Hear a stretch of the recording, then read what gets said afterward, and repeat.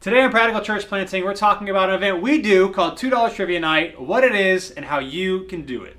Welcome everybody to Practical Church Planting, where in 15 minutes or less, we'll give you practical tips, advice, and encouragement to help you plant and grow healthy churches.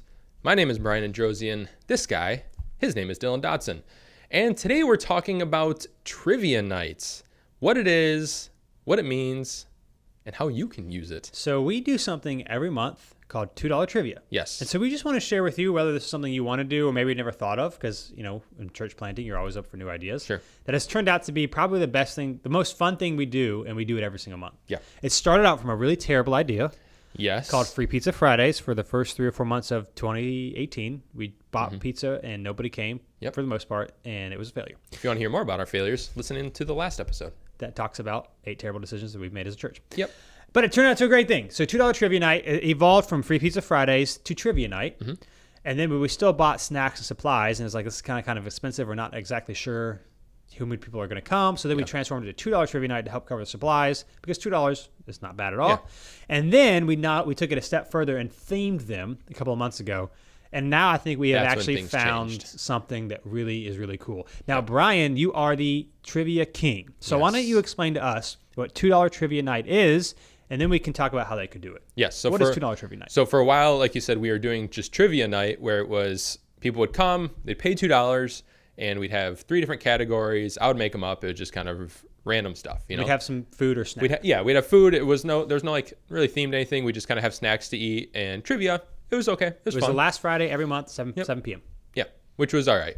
And then we came up with the idea a handful of months back that we should theme them and really like zone in on what we're doing, so that people know, you know, if I'm interested in whatever this topic is, I want to go to that, because that's all they're going to be talking about. And so that way we're not just doing like science and history and stuff like that. Nobody knew what to expect. Exactly. So we started off, we said, why not start with a bang? And we started with office trivia.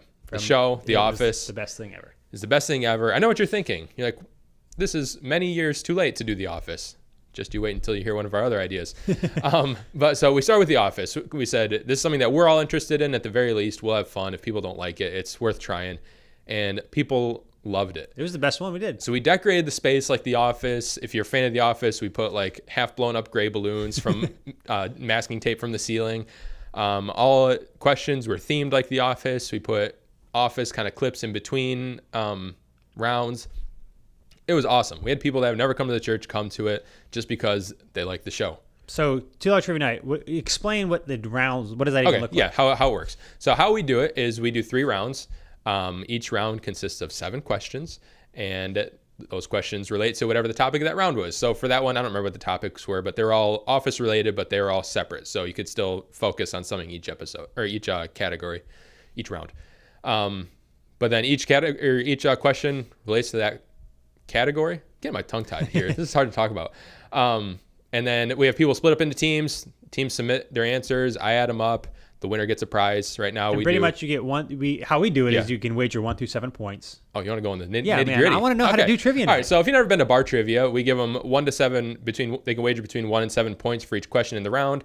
You know, if you're really confident, you wager 7. If not, you wager 1. And then at the end of the round, the points reset for the next round. So and Brian is pretty intense that if you get it wrong, then you wager 7 points, you lose 7 points. You go negative. Yes, we don't mess around. Because everyone thinks it's a lot more fun if there's a team that has like 50 points and a team that has like negative 50 points. It's just fun.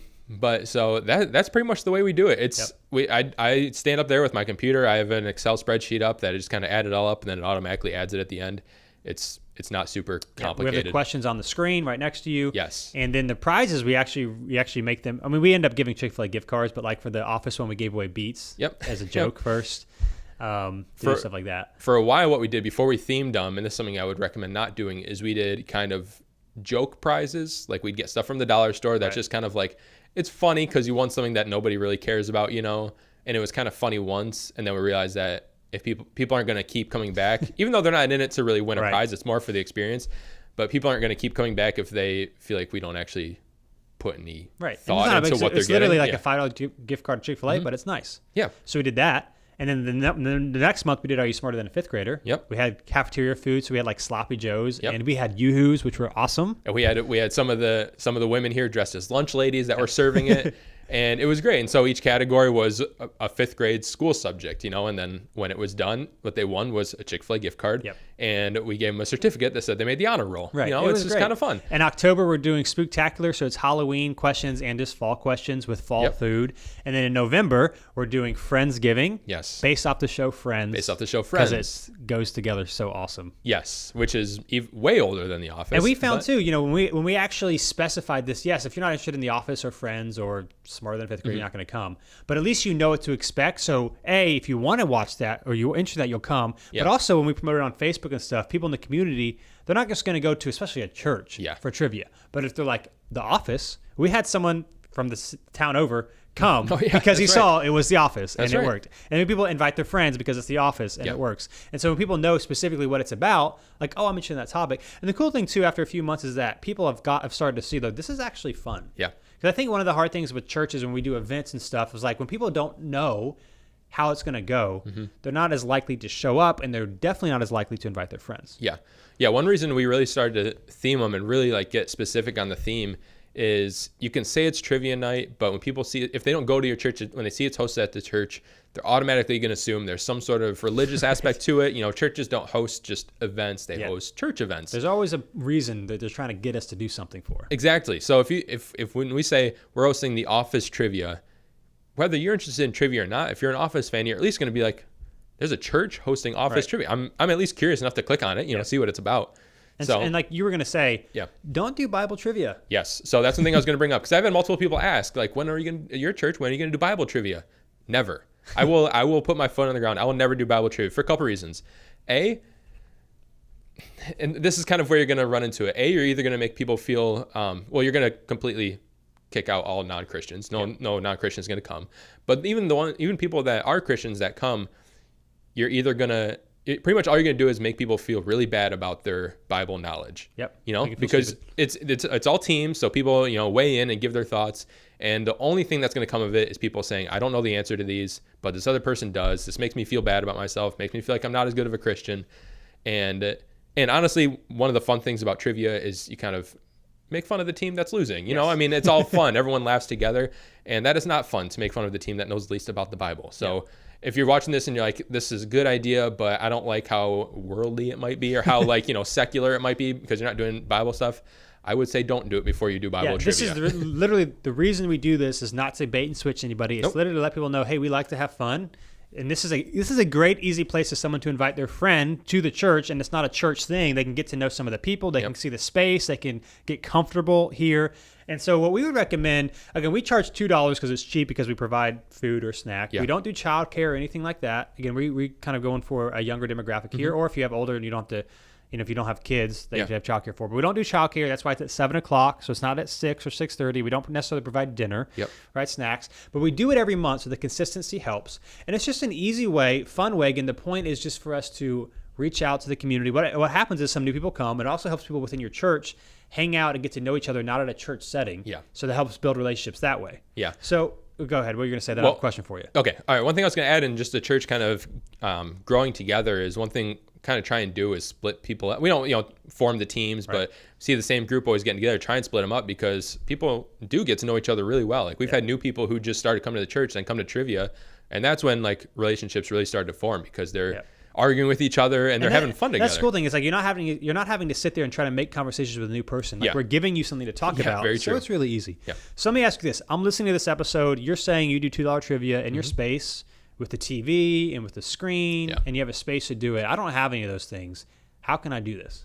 That's a great question. We are fortunate that we have a space we can do it in. We can host whatever events we want. I would say it doesn't have to be at like if you meet at school, obviously you're not going to be able to get to school on Friday night, So I would say it's still worth doing if you can find a place to do it. Whether it's hosting somewhere else, whether it's, you can do these kind of things. You can get rooms at a restaurant or something. You can at a house or at a house, wherever. I would say it's worth doing if you can find a place to do it, but don't stress about it has to be in the same place. If you are in a permanent space, it should be. But if not, I don't think that's a good reason not to do it. And at the end of the day, it's just about doing something fun that's not churchy. That's not something people have to go to. So we tell people about it every month. Mm-hmm. There's no obligation for anybody to come. There's no pressure for anybody to come. But it's the consistency and knowing that it's kind of a fun and laid-back thing has been for us something that people really enjoy. People really come to now. They tell their friends. They actually want to know what the topics are going to be. Yeah. And so we would just recommend, again, maybe you can do this, maybe you can't. But for us, it's just something that we found at New City Church, where we do this once a month. It was the last Friday. Now we're pushing it up because of holidays and that sort of thing. It happens every month, and it's just a laid-back, fun way to get your people connected to each other. Yeah, and I'll add, if you want to do this, the only way it'll work is if you or whoever's leading it really leans into it and is okay with kind of looking like an idiot. Yeah. This should not be a rigid, these are the rules and it's not fun kind of thing. It's a place for people to come and be able to relax and have fun. Yeah. So it needs to be a fun environment. And yeah, I think it's worth doing. I think it's worth hosting. One thing you said that I just kind of wanted to emphasize a little bit is we don't do a bait and switch here. So I know sometimes with church events, we're like, we'll do a non-church thing, but at the end, we're going to have the pastor get up. We're going to have him pitch the church. We want people to come. Yes, we want people to come back to the church. The most we do is we thank people coming and say, hey, service is at 9:30 and 11 if you want to come. Yep. That's it. We don't want people to come for this one thing, then really feel like they were ambushed into trying to be coerced to joining the church. We want to serve them, and that's what this is for. At the end is we tell them our next services, and we tell them what the next month's trivia night is. Yeah, so very they true. Can put it on their calendar. Yeah, and that is a good tip. We want to make sure that people who are already here will get excited about the next one. Right. They don't have to seek it out. So if you're interested in doing trivia night and trying it out, here's what we would recommend. Mm-hmm. Plan it around a theme. Yes. If you want to provide snacks or with that theme too, that's a great idea. At the office, I don't remember what food we had. It was pretzel day. That's right, because Stanley, it went with it. And so Halloween, we're doing fall stuff. Friendsgiving is about Thanksgiving, but because it goes with Friendsgiving, so that's where it goes. Charge $2. That's fine. It would literally pretty much cover our costs every time. Yeah, normally it's cheap stuff that we're getting. Plan it out. Plan out the next one before you do the current one coming up, so people can know. Yep. And just have fun. And that's an easy way to connect with people. Yeah. Treat it as a way to serve people instead of just looking at what you can get from it. Treat it as a way that this is something people will enjoy, and I want to give people. And with that too, I would say this as we come to a close on trivia night and what it is. I think a lot of times in the church we get caught up on return on investment. Yeah. So I'm not going to do this unless I get something. And part of the reason we just exist to create relationships and to love each other. So we do trunk or treat at New City Church every year, and we are not. I don't know what the word is. Ignorant to the fact that what is a lot of people do trunk or treat, which is the Halloween thing, people get drunks, thinking they're going to reach a ton of people to come to their church. And so some churches don't do it because they're like, well, this isn't effective. Now, regardless of whether you do it or not, that's not the problem. Yeah. But we don't do it thinking a ton of people are going to come to our church. We do it simply so that people see our name and see that we care and we're not asking anything of them. Right. And so trivia night too, it's one of those things where this isn't like a return on investment. So we haven't had a bunch of new people come to New City because of trivia night. Right. But that's not the goal. Some things, you have to be smart. You can't do everything like that. Yeah. But the goal for this is not to be like, well, I'm not going to do anything unless it helps New City Church. No, we want to do some things to just provide love and community and fun so people know, hey, this is a place that I could go to if I was interested. Yeah, so. We exist to serve God, but we also exist to serve the community, and we want to do things for them, not just for us. Yep. So, hey, that's $2 trivia. Yep. Try it out if you would like to. If you have any questions about events or things that maybe you want to know more about stuff we've done at New City Church or just how to reach more people, anything about ministry or church planting, you can always go to practicalplanting.com/questions. Yes. Submit your question and we'll talk about it.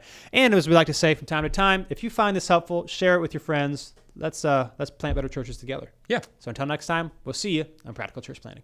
Thanks so much for watching this episode of Practical Church Planting. Whether you're watching on Facebook or YouTube or Practical Planting, wherever you are, whatever you're doing, make sure you like or subscribe or do whatever it's telling you to do or should do on that platform. And hey, if you are so tired of looking at our ugly faces, but you're not tired of listening to our beautiful voices, then you can find our podcast if you just search Practical Church Planting on iTunes or Google Play.